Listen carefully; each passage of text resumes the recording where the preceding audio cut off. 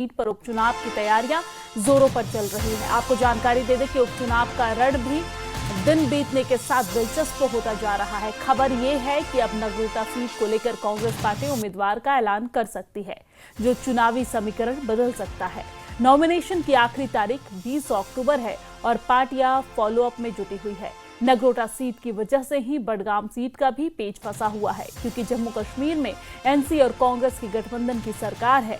NC चाहती है कि नगरोटा सीट पर कांग्रेस बीजेपी को टक्कर दे, वहीं कांग्रेस दिल्ली से हरी झंडी का इंतजार कर रही है। तो बड़ी जानकारी हम आप तक पहुंचा रहे हैं, जहां पर आपको मालूम है कि एक तरफ उपचुनाव का रण सज चुका है, तो वही दूसरी तरफ राज्यसभा चुनाव को लेकर भी प्रचार प्रसार जोरों पर चल रहा है।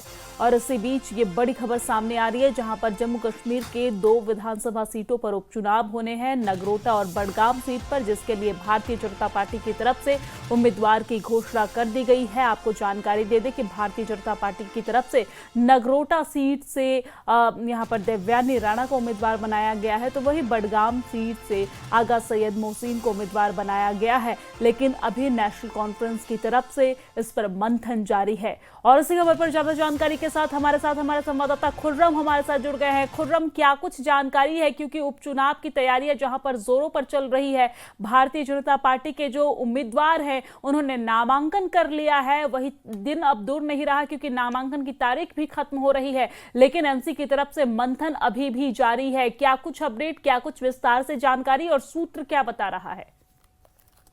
देखिए, जिस तरह की स्थिति है उससे पता चलता है कि जो गठबंधन है कांग्रेस और नेशनल कॉन्फ्रेंस का, उसके क्या हालात है। और खासतौर से सत्ताधारी नेशनल कॉन्फ्रेंस में जिस तरीके की बात आगा सैयदुल्लाह का जिस तरीके से गुट काम कर रहा था और अपनी पसंद का उम्मीदवार चाहता था, वो तमाम चीजें जो है कहीं ना कहीं देरी का कारण बन रही है। हालांकि नेशनल कॉन्फ्रेंस की तरफ से और उमर अब्दुल्ला की तरफ से कहा गया है कि वो आज उम्मीदवार का ऐलान कर देंगे।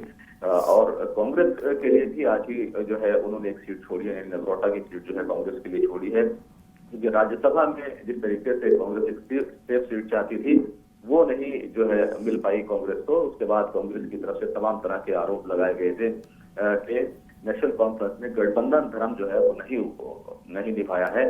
तो ये तमाम चीजें जो है वो कहीं ना कहीं बैकग्राउंड में चल रही है। तो आज उम्मीदवार का ऐलान होना है नेशनल कॉन्फ्रेंस की तरफ से भी और कांग्रेस की तरफ से भी, क्योंकि कल नॉमिनेशन की आखिरी तारीख है। जहां तक सूत्रों की बात है कि तो सूत्र का कहना यह है कि दरअसल जो कांग्रेस की टॉप लीडरशिप है अब उसको फैसला लेना है, और आज जो है उम्मीदवारों का जो है ऐलान वो साफ तौर पर हो जाएगा। नेशनल कॉन्फ्रेंस भी अपना उम्मीदवार का ऐलान करेगी, और जो स्थिति है उससे साफ है कि गठबंधन में काफी कुछ ठीक नहीं है। हालांकि अभी तक कांग्रेस की तरफ से जो सूत्र कह रहे हैं वो नगरोटा की सीट के लिए ही उम्मीदवार का ऐलान किया जाएगा, और नेशनल कॉन्फ्रेंस जो है बडगाम सीट पर अपना उम्मीदवार उतारेगी। हालांकि इस तरह की चर्चा भी चली थी कि कांग्रेस दोनों सीटों पर अपना उम्मीदवार उतार सकती है, विकल्प मिले हैं, लेकिन कांग्रेस के सूत्रों ने अभी तक यही कहा है कि नगरोटा सीट पर जो है कांग्रेस अपना उम्मीदवार उतारेगी। जी बिल्कुल, कहा यह जा रहा है कि कांग्रेस अपने उम्मीदवार को उतारेगी, लेकिन यहां पर कहीं ना कहीं गठबंधन में कुछ ठीक नहीं चल रहा है, क्योंकि हमने देखा खुर्रम कि किस तरीके से राज्यसभा चुनाव में भी कांग्रेस नाराज हो जाती है। नेशनल कॉन्फ्रेंस की तरफ से 3 सीटों पर उम्मीदवार की घोषणा की गई थी, उसके बाद एक सीट कांग्रेस के लिए छोड़ दिया गया था, लेकिन कांग्रेस ने उस सीट से उम्मीदवार उतारने से मना कर दिया और कहा, प्रेस कॉन्फ्रेंस करते हुए कांग्रेस पार्टी की तरफ से यह बात कही गई कि असुरक्षित सीट है, इस वजह से हम यहां से उम्मीदवार नहीं उतार रहे हैं। साथ ही साथ कांग्रेस के बहुत सारे नेताओं ने यह भी कहा कि जो सीट हमारे द्वारा मांगी गई थी नेशनल कॉन्फ्रेंस ने वो सीट नहीं दी। तो क्या गठबंधन को चलाने के लिए उमर सरकार यहां पर नर्म पड़ रहा है? क्योंकि हमने देखा बीते दिन प्रेस कॉन्फ्रेंस करते हुए भी उन्होंने ये कहा कि हम कांग्रेस को ये सीट दे रहे हैं, कांग्रेस के लिए ये सीट छोड़ रहे हैं।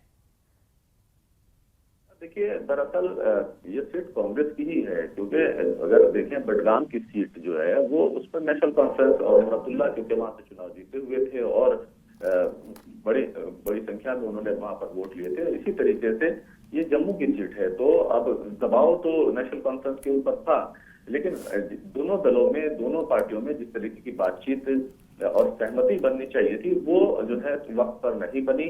तो यही वजह है कि इस तरह की चीजें जो है वो सामने आई कि कांग्रेस के लोग सेफ सीट मांगते रहे राज्यसभा में और नेशनल कॉन्फ्रेंस की तरफ से कोई सीट जो है इस तरह की सीट नहीं दी गई। चौथी सीट दी गई जहां पर प्रेफरेंस के आधार पर वोटिंग होनी है, यानी कि 2 सीटों पर जहां पर वोटिंग होनी है दोनों सीटों के लिए, तो वहां पर सेफ जो है सीट नहीं दी कि भारतीय जनता पार्टी का पलड़ा वहां पर पहले से ज्यादा भारी था। इस वजह से कांग्रेस ने ये कहा कि सिर्फ हम सीट हारने के लिए महज एक चुनाव लड़ें, तो ऐसा नहीं होना चाहिए। हमें एक सेफ सीट चाहिए थी ताकि हम अपना उम्मीदवार जिता सकें। इस वजह से नेशनल कॉन्फ्रेंस ने कहा कि वो कांग्रेस के लिए नगरोटा की सीट छोड़ रही है। जम्मू में कांग्रेस का जो गठबंधन है नेशनल कॉन्फ्रेंस का, उसको तो नेशनल कॉन्फ्रेंस को उसको कहीं ना कहीं एक आधार तो देना ही होगा। यही वजह है कि नगरोटा की सीट जो है वो कांग्रेस के लिए है, बडगाम सीट जो है वो रिवायती तौर पर वो नेशनल कॉन्फ्रेंस के लिए है। तो इसीलिए अलग अलग जो है सीटों की बात हो रही है। जी बिल्कुल, इसलिए अलग अलग सीटों की बात हो रही है। बहुत शुक्रिया तमाम जानकारी साझा करने के लिए, हमारे साथ जुड़ने के लिए। हालांकि नजर बनाए रखिएगा, कोई अपडेट आता है तो हम आपसे जरूर लेंगे।